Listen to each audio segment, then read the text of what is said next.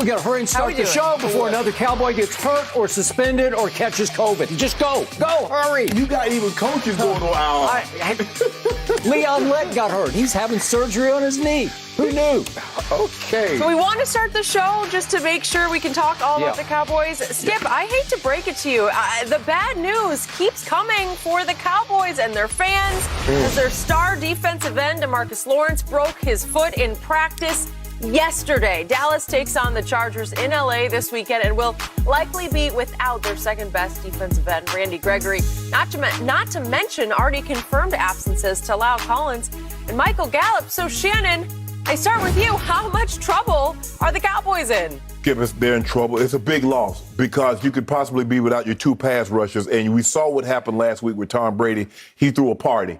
And so the thing is now, and I can make the case that even though he hasn't played up, Skip, the last 2 years like he did the previous 2 years, he's still DeMarcus Lawrence. You still have to account for him. Even though he wasn't getting the quarterback on the ground as he was, as much as he once was, he still's a guy that can generate pressure. He can get the ball out. We saw the fumble that he called that really flipped the game because it looked like Tampa was about to take off. And all of a sudden, he punches the ball out. Dak gets the ball, they go in and score. Now, no Randy Gregory, no D-Law. Skip, how the secondary? Yeah, I love Diggs. Diggs, I think Diggs has the potential to be an all-pro, to be a Pro Bowl corner. But do you really, with no pressure? And we saw that offensive line did a tremendous job against the Washington football team's D-line, and we believe their D-line is one of the 2 or 3 best in all of football. And they couldn't generate anything. And now you're going to be down with your 2 best pass rushers, and somehow you expect to generate pressure.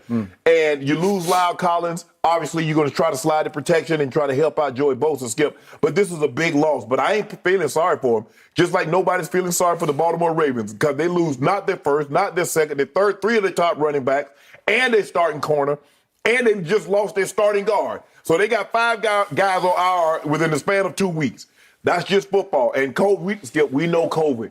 It's going to be ongoing. It's going to be an evolving situation. But at least you know that Randy Gregory could possibly play. But if not, worst case scenario, he'll be back next week for your division rival, the Philadelphia Eagles. But this is a huge loss because DeMarcus Lawrence is a guy that could consistently get pressure. He could get the ball out. And even if he didn't get the sack, he could force the guy into Randy Gregory's arm. So now with D-Law out, Randy Gregory possibly being out, who's going to force one way or another those guys? Skip, at some point in time, and I know it's cliche, next man up. But you only got so many men that you can say next man up. You might have one of those guys, maybe 2, that if somebody goes down, he can step in. But, okay, you say next man up. Okay, is that going to be Steele? Next man up, who's replacing D-Law? Next man up, who's replacing Randy Gregory? You only have one of those guys, 1, maybe 2 on a given team on a given weekend. Look, I don't know if you got 3, 4, 5 of those guys that you can just say next man up and everything's going to be okay. But like my granddad used to say, boy, you in a heap of trouble. You in a heap of trouble, Skip Bayless. You in a heap of trouble. 2 cases right now. Oh, well, that's gutsy of you. You know, you got the courage over there. You've got that Henny courage going. I do. Skip. You don't want nothing? You know what? I'm going to think about that. But I'm going to need some points. I want to see what your guts are, what your level of belief in all of the baloney you've been spewing over there really is. The Cowboys are now, it's just climbing rapidly toward 4 points. It's up to, I believe it's 4 the last time I checked. Okay. It opened at 2.5. It'll probably close at 5 because everybody's going to say Cowboys are in deep, dark trouble. Yeah.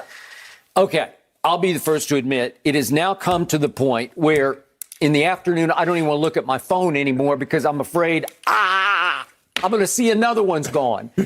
And it is tearing my guts out in the God's honest truth to go from what I saw on opening night, which now seems like ages ago, and it was just last Thursday night. Right. It was just a week ago tonight. Right. I saw the greatest Cowboy loss ever. And you can laugh at me all you want, but it was the greatest loss. At least it was the most hopeful Cowboy loss ever because nobody saw that coming. They were 9-point dogs. They were prohibitive underdogs at GOAT. And it was just great, great, great. Like at least good, good, good. Where I'm saying, love that, and I love that, and I didn't see that coming. Dak arguably played the greatest game of his Cowboy career. Okay. They lost, but he played great. And the offensive line wasn't just good, it was great. Yes. Against the most hellacious pass rush in pro football at the end of the year before. The nastiest defense, the hottest defense, and they blocked him up pretty well. They didn't even really try to run Zeke, but Dak threw it and threw it and threw it some more at a high completion rate where he was having his way with that defense. Right. And defensively, we actually contagiously forced 4 turnovers. And I'm thinking, okay, that will work because that's how you win football games. Right. And that's what we have not been doing over really the last 2 years. And all of a sudden I'm saying, that looks like real live football.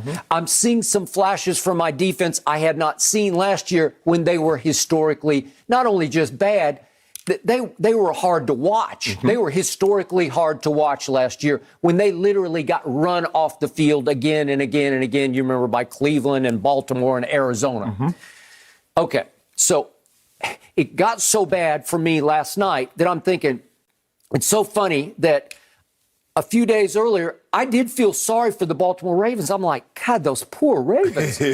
But then I sat back last night and I said, I no longer feel sorry for them because this is even worse. In the bigger picture, this is worse. They lost running backs in a row. They lost 3 in a row. Yeah.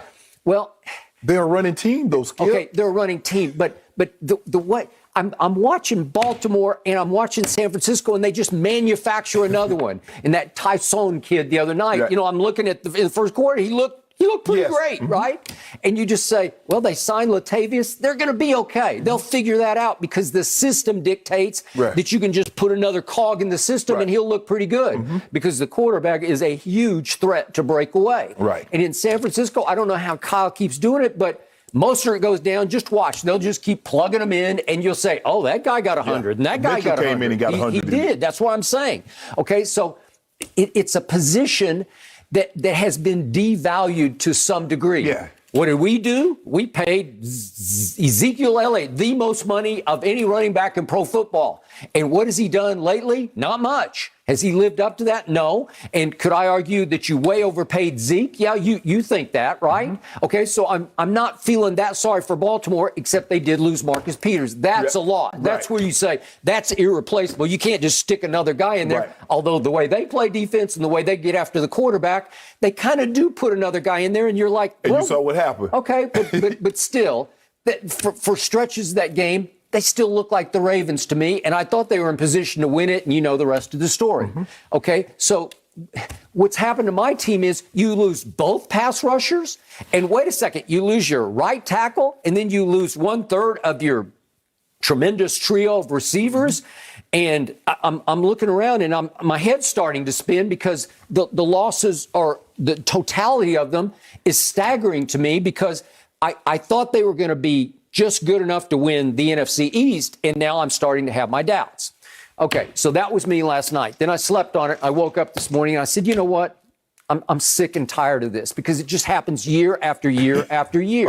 What can go wrong, Murphy's Law, does keep going wrong for my Dallas Cowboys. And we're going to talk about the why of that a little later in this show because I want to tell you, I grew up a Cowboy fan through the Roger Staubach era, the Tom Landry era, when what could go right always went right.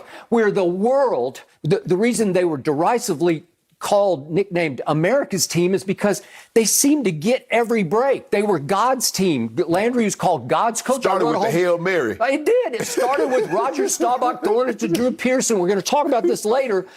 At Minnesota in a huge playoff game, and he pushed off. Was it Nate Wright? Yeah, he pushed him. He just shoved him and sort of caught it on his hip. And Roger, after the game, termed it the Catholic term Hail Mary because it was a Hail Mary and it caught on. And we talk about Hail Marys every Monday morning on this show now because of that play.